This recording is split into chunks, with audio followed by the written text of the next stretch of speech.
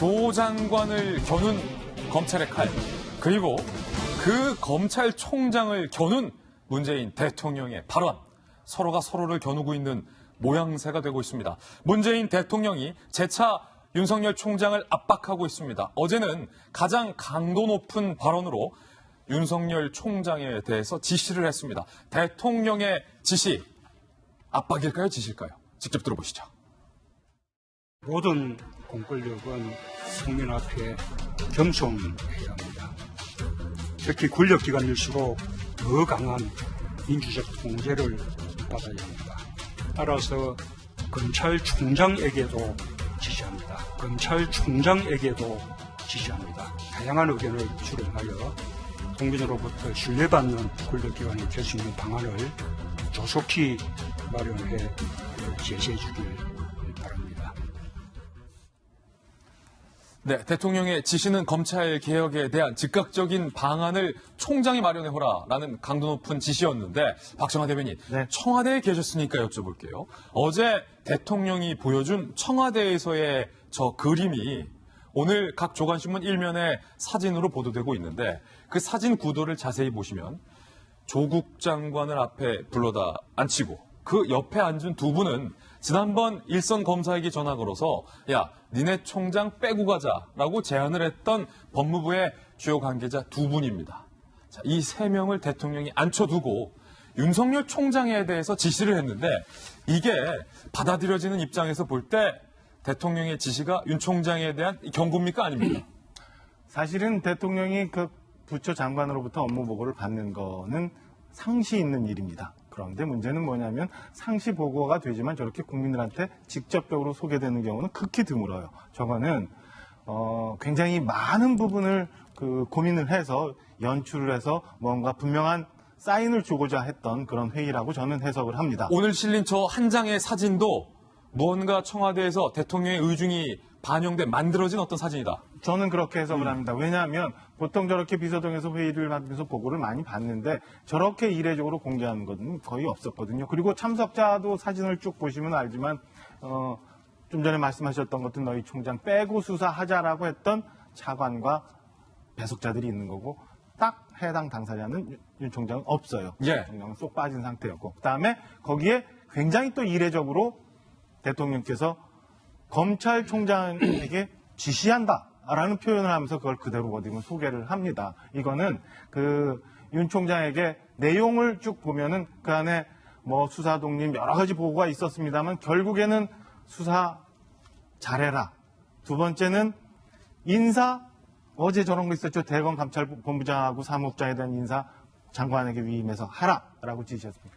검찰에 대한 인사권 장관에게 있으니까 장관에게 바로 지시받고 장관에게 잘 이렇게 표현과 명령을 잘 따르라라는 일종의 무언의 압력 아닌가라는 생각이 듭니다. 윤석열 총장, 내 앞에 있는 조국 장관의 명령 잘 따라라.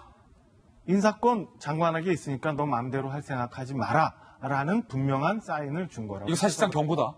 경고죠. 압력이죠. 네. 그리고 대통령 이 말씀에 대해서 저 한 말씀 드리고 싶은데, 좀 전에 보셨던 것처럼 모든 권력은 국민에게 겸손해야 된다고 대통령 말씀하셨습니다. 그런데 대통령의 권력도 국민들로부터 위임받은 겁니다. 예. 지금 서초동에서 모였던 많은 국민들이 검찰에 대해서 견제의 목소리를 내고 있다라고는 하지만 사실은 더 많은 국민들은 대통령이 위임했던 법무부 장관이라는 그 위임한 권력이 과연 정당했든지, 아니면 그렇게 위임한 인사권이 정당했는지 대통령께 여쭙고 있는 겁니다. 예. 대통령 그것에 대해서 좀 생각해 주셔야 합니다. 이렇게 자꾸 이틀에서 검찰에 대해서 압력 비슷한 지시를 내리는 게 과연 국민들부터 받은 권력 정당하게 행사하고 계시는 건지 한번 돌아보셨으면 하는 바람이 있고요. 그렇다 보니까 국민들이 과연 대통령은 검찰 개혁이라고 말씀하시지만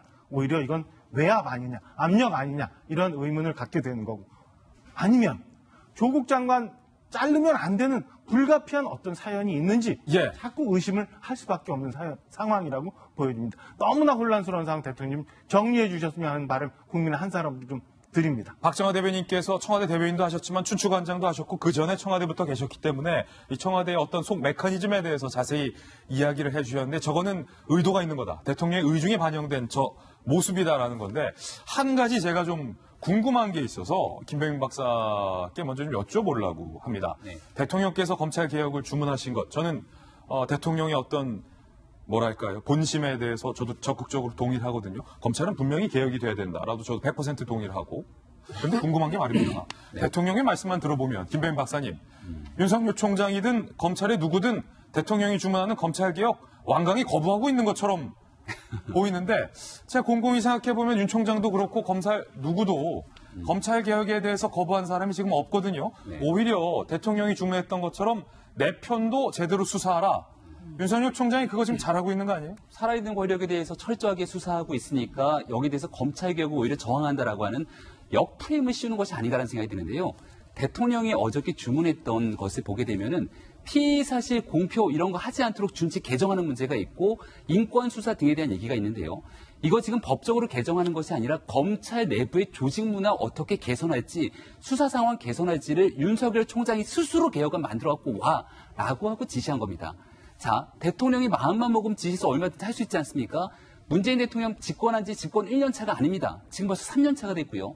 문재인 대통령이 취임하고 가장 막강한 권력을 갖고 있을 때 임명했던 사람이 바로 문물검찰총장이잖아요. 문물검찰총장에게 지금 했던 얘기 그대로를 가져와라고 하면 검찰은 그 모든 것들을 바탕으로 수행할 수 있는 그 당시의 상황이 있었습니다.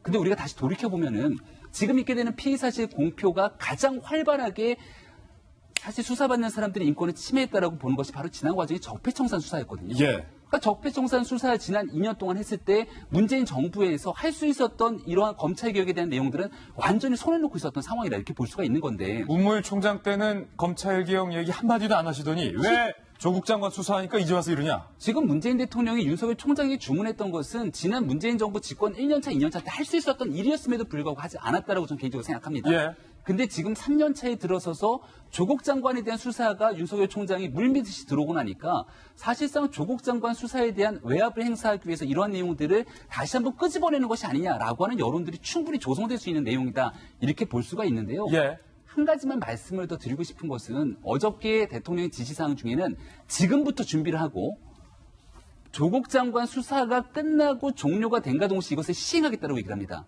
근데 만약 윤석열 총장이 진행하고 있는 검찰의 수사 결과 조국 장관까지도 수사선상 속에서 기소가 되게 되거나 혹은 구속이 되게 되는 상황이 연출하게 되면 어떻게 되려고 얘기를 하고 있는지 잘 모르겠습니다. 예. 그러니까 말 그대로 조국 장관에 대한 수사가 하루빨리 끝내고 나서 지금 진행되는 것들을 그대로 조국 장관과 함께 수행하겠다라고 하는 의지를 대통령이 보여준 것은 아닌가라는 생각이 드는데 이것은 공정한 검찰의 수사 상황 속에서 청와대라고 하는 가장 강한 권력의 외압을 행사했다라고 하는 비판과 오해를 낳을 소지가 매우 다분하다고 생각이 됩니다.